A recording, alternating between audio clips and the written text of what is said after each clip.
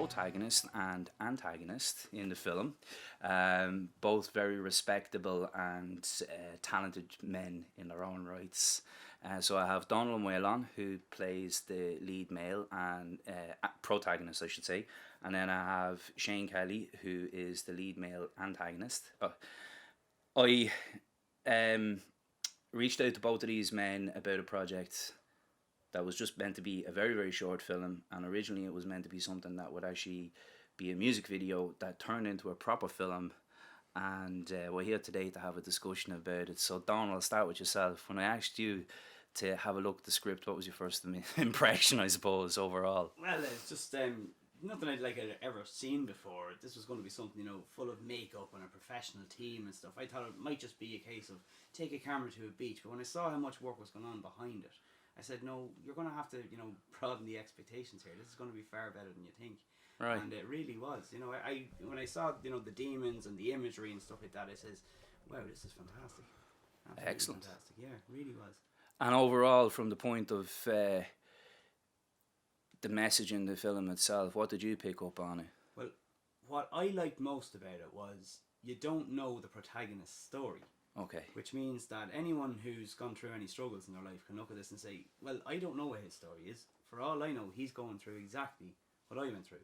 And that means anybody can look at it and relate to it and say, he's dealing with his demons. He's going to find a way out.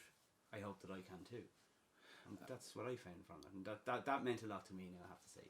Excellent. Yeah, it meant a lot to me. I'm really pleased with that, because I wasn't sure when I first approached you about it. And then the same with yourself, Shane. I first approached you about it, and it was kind of like, a project that you looked at, and being someone who works with this particular kind of, shall we say, world, because it is a world, everyone lives in it, where we struggle from day to day, up and down. What did you think, because you work with people who are struggling. What did you think when I asked you to participate and be both an actor and also help me with the music? Well, the acting, I was terrified because I'm not an actor, and I think that's obvious. No, well, you were brilliant. You were freaking brilliant. I'm not looking for a love fest, but that worried me. But I suppose there was two things that attracted me to the project as a whole. One is obviously the music, and the mental health message, because I suppose I spent most of my adult life working with mental health in that area. Yeah. But the song in particular, I thought was a perfect match. I know the song from the early 90s, and I thought the lyrics would work really, really well. I liked the dark imagery, even though maybe I was typecast a bit. Okay. That's the first time you said that to me now in 2 years, but okay.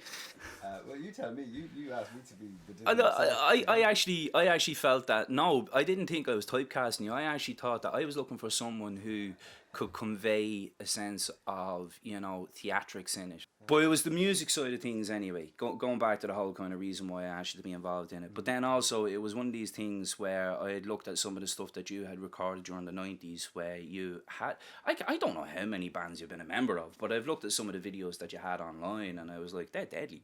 There's one in particular where they're driving through Drogheda, and it was partly in the backyard, the back garden, and the footage was just class, because they were just driving through the town, and it was like it was a tour of Drogheda, and it was like, and there was Shane in the back of the car doing all his theatrics, and I was looking for someone who was going to bring that to the fore in terms of public humiliation's never been a concern of mine, so that's fine. Well, you didn't humiliate yourself in this. But I was also looking for someone who could actually understand the subject matter as well, in terms of the dream sequence. I think it's a wonderful subject matter, and the more we talk about it, the better. I think that's really, really important. I think it's a very noble cause, and I commend you for doing it. In some sense, it's a thankless cause, and it's a thankless project that you've taken on to do, and I would absolutely commend you and your team for doing it. I mean, it's had to be done, and you guys are doing it, and it's wonderful. So I think it's a without being corny or twee, it's an honour and a privilege to be involved and to be asked to contribute. I'm just happy to do that. Jesus, you're making me embarrassed now.